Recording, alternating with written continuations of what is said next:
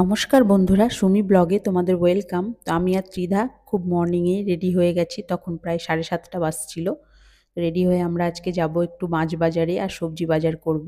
কিছু গেস্ট আসবে আমার রাত্রেবেলায় আজকে, তো তাদের জন্যই আমি একটু বাজার করব। তো বর দেখো বাইক নিয়ে বেরিয়ে পড়ছে, এরপরে আমরা বাইকে করে চলে যাই প্রথমে মাছ বাজারে, যেটা স্টেশনের ওই পার, আমরা যে পারে থাকি তার অপোজিটের ওই পারে, একদম স্টেশন লাগোয়া। অনেক বড় বাজার বসে সকালবেলায়। আজকে যেহেতু রবিবার নয়, তাই খুব ফাঁকা ফাঁকাই ছিল। রবিবার হলে তো দাঁড়ানোর জায়গা থাকে না, এত ভিড় থাকে বাজারে। মাছ বাজারে আসলে কিন্তু বেশ ভালোই লাগে, চারিদিকে বেশ জ্যান্ত মাছ জলের মধ্যে দেখতে। তো এরপরে আমরা চলে যাব আমরা যে দোকানে মাছ কিনি। আমরা পার্টিকুলার একটা দোকান আছে যেখান থেকে মাছ নিই রবিবার রবিবার, সেখানেই যাব মাছ নেওয়ার জন্য। তো তোমাদেরকে একটু দেখিয়ে দিচ্ছি, বিভিন্ন রকমের মাছ এখানে পাওয়া যায়। এখানে যে কাতলা মাছটা দেখছো 2 কিলো ওজন, আমি চাইছিলাম 1 কিলো ওজনের কাতলা, কিন্তু ওদের সবগুলোই 2 কিলো 2.5 কিলো ওজনের কাতলা দেখাচ্ছিল। ওদের কাছে 1 কিলো ওজনের কাতলা ছিল না। তারপরে ওরা বলল যে এটাকে কেটে অর্ধেক করে দেবে। আর এখানে দেখো ম্যাওগুলো বসে আছে, ওরা কিন্তু খুব ভালো, একটুও মাছে মুখ দেবে না যতক্ষণ না ওরা কেটে ওদেরকে দেবে। চুপ করে বসে থাকে তাকিয়ে। এরপরে আমার যে মাছটা আমি নিয়েছিলাম সেটাকে কেটে ওরা অর্ধেক করছিল, 1 কিলো করে দিবে বলল। তো ওদের এত আইডিয়া, ওরা একদম ঠিক ঠিক কাটে। আর কাটার যন্ত্রপাতিগুলোও খুব বেশ ধারালো। বটিটা দেখো কত বড়, বটির ধার দেখেই ভয় লাগছিল। তো এই ধরনের বড় মাছ বাড়িতে কাটার মতো ব্যবস্থা নেই আমার, তাই আমরা এখান থেকে মাছ কাটিয়েই নিয়ে যাই।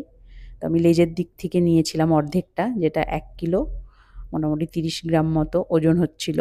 এটাকে ওরা বেশ সুন্দর করে আঁশগুলোকে ছাড়িয়ে বেশ ভালো করে পিস করে দিচ্ছিল। তো ওরা কিন্তু খুব ভালো মাছ কাটে, যে কোনো মাছ, ছোট মাছ হোক বড় মাছ হোক। তো রবিবার দেখি 3 থেকে 4 জন বসে থাকে বটি নিয়ে এই দোকানটার মধ্যেই। 3-4 জন মিলে সমানে মাছ কাটতেই থাকে, ছোট হোক চাই বড়। তো এখান থেকে নিলে এটাই সুবিধা যে এরা সুন্দর করে কেটে দেয়। আর অন্য জায়গায় নিলে অনেক সময় কি হয়, অন্য মাসিরা বসে থাকে মাছ কাটার জন্য, তাদেরকে আলাদা পয়সা দিয়ে মাছ কাটাতে হয়। তো এখান থেকে নিলে এটাই সুবিধা, এরাই কেটে দিবে, এদের 3-4 জন থাকে মাছ কাটার জন্য। তো আজকে একটু ফাঁকা ফাঁকা ছিল বলে একজনই মাছ কাটছিল।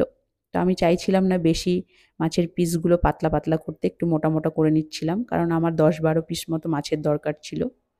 তো ওকে ওই জন্য আমি বলছিলাম যে একটু মোটা মোটা যেন পিসগুলো করে দেয়। তো রান্নার ভিডিওটা আমি করতে পারিনি, কারণ একার হাতে অনেকজনের রান্না করতে হয়েছে, খুব তাড়াহুড়া করে রান্না করেছি।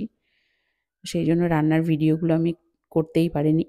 তো আমরা মাছ সবজি কেনার পর বাড়ি চলে গিয়ে রান্না বান্না সেরে স্নান করে আবার ফ্ল্যাটে আসি। আজকে কিন্তু আমি তোমাদেরকে দেখাবো আমার ফ্ল্যাটের রং করা কমপ্লিট হয়ে গেছে, কেমন রং হয়েছে সেটাও তোমাদেরকে দেখাবো।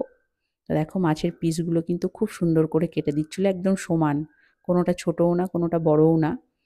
তো মাছ নেওয়া হয়ে গেলেই আমরা চলে যাব সবজি বাজার করতে। তো এখানে এই পাশেই সবজি বাজার, পুরো জায়গাটা জুড়েই মাছ আর সবজির বাজার। আর এর মাঝখানে কিন্তু একটা খুব সুন্দর কালী মন্দির আছে, সেটাও তোমাদেরকে আজকে দেখাবো। তো এরকম বড় বাজার খুব কমই দেখেছি আমাদের গ্রামে।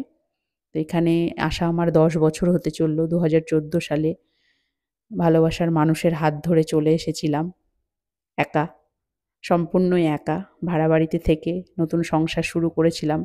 আর সেই সংসার থেকে কিভাবে নিজের বাড়ি করে আজ আমরা নিউ ব্যারাকপুরের মতো জায়গায় বসবাস করছি, সেই গল্পটাও একদিন তোমাদেরকে করব। তবে এটা কিন্তু খুব সহজ ছিল না, অনেক কঠিন, অনেক চোখের জল, অনেক কষ্ট, সব কিছুর মধ্যে দিয়ে পেরিয়ে এসে আজ নিজের মাথা গোঁজার একটা জায়গা করতে পেরেছি এখানে। এখানে দেখো কালী মন্দিরটা খুব সুন্দর। এখানে প্রত্যেক বছর বৈশাখ মাসে নাম সংকীর্তন হয়। এরপরে রান্নাবান্না সেরে স্নান করে আমরা ফ্ল্যাটে চলে আসি। আজকে ইলেকট্রিকের মিস্ত্রিকে ডাকা হয়েছিল, যে কিছু কিছু পয়েন্ট, সব লাইট ফ্যান সেটিংসের জন্য। তো এখানে বাইরের রঙও শুরু হয়ে গেছিলো, কমন স্পেসের রঙটাও কমপ্লিট হয়ে গেছিলো। তো দেখো আমার ফ্ল্যাটে ঢুকে গেছি, এটা ফ্ল্যাটের রান্নাঘরে কালার করা হয়েছে হালকা আকাশি কালার। আর এখানে প্রথম যে বেডরুমটা, মাস্টার বেডরুম যেটা, সেখানে 3টে দেওয়ালে ভায়োলেট আর একটা ওয়ালে ইয়েলো করা হয়েছে। আর বারান্দাটাতেও ব্লু কালার দেওয়া হয়েছে, আর বাথরুমের মধ্যেও ব্লু কালারই দেওয়া হয়েছিল। ডাইনিং রুমটা দেখো ইয়েলো, কাঁচা হলুদ যেটা সেই কালারটা, আর একটা ওয়ালে নীল করা হয়েছে। আর ত্রিধার বেডরুমটাও দেখাবো তোমাদেরকে। ত্রিধার বেডরুমটা সব থেকে বেশি সুন্দর হয়েছে, পুরো পিঙ্ক একদম।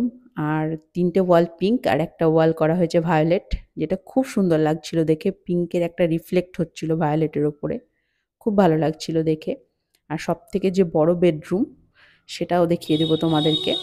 সেখানেও করা হয়েছে ৩টে ওয়ালে করা হয়েছে ব্লু, আর একটা ওয়ালে করা হয়েছে ভায়োলেট।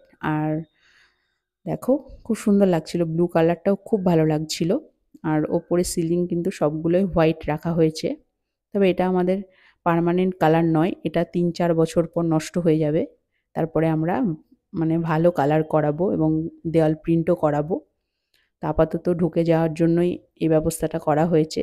ইলেকট্রিকের মিস্ত্রির সঙ্গে কথা বলা হচ্ছিল, ওরা সামান্য পয়েন্টগুলো লাগাবে আর ফ্যান লাইটগুলো লাগিয়ে দিবে, তার জন্যই ৩,০০০ টাকা চার্জ চাইছিল। তো আমার হাজবেন্ড বলল ঠিক আছে, পরে বিষয়টা দেখব। তো সব জিনিসপত্র আমরাই কিনে দিব, ওরা খালি পয়েন্টের যে ক্যাপগুলো সেগুলো লাগাবে আর ফ্যান লাইটগুলো লাগিয়ে দিবে। তো এরপরে শুরু হয়ে যায় একটু টুকটাক কাজ, বাবা আর মেয়ে মিলে। যেহেতু কমন স্পেসটা কালার করা হয়েছিল, তাই দরজাতে একটু একটু রং লেগেছিল, তাই বাবা আর মেয়ে কাপড় ভিজিয়ে শুরু করে দিয়েছে পরিষ্কার করতে। রঙের মিস্ত্রিরা রং শেষ হওয়ার পরেও সব পরিষ্কার করে দিয়েছিল। এবার লাস্ট হবে আমাদের অ্যাসিড ওয়াশ, যেটা প্রোমোটারই করাবে। পুরো ফ্লোরটাকে অ্যাসিড ওয়াশ করানো হবে, কারণ প্রচুর পুট্টি, রং, সিমেন্ট লেগে আছে টাইলসের ওপরে। তো বন্ধুরা, যদি ভিডিও ভালো লেগে থাকে তাহলে অবশ্যই একটা লাইক, শেয়ার আর কমেন্ট করে দিও। আর কিভাবে মাথা গোঁজার এত বড় একটা জায়গা করলাম 10 বছরে খালি হাতে এসে কলকাতায়, সেই গল্পটাও একদিন তোমাদেরকে করব, তোমাদের সামনে বলবো। তো চলো, দেখা হচ্ছে আবার নেক্সট ভিডিওতে। টাটা।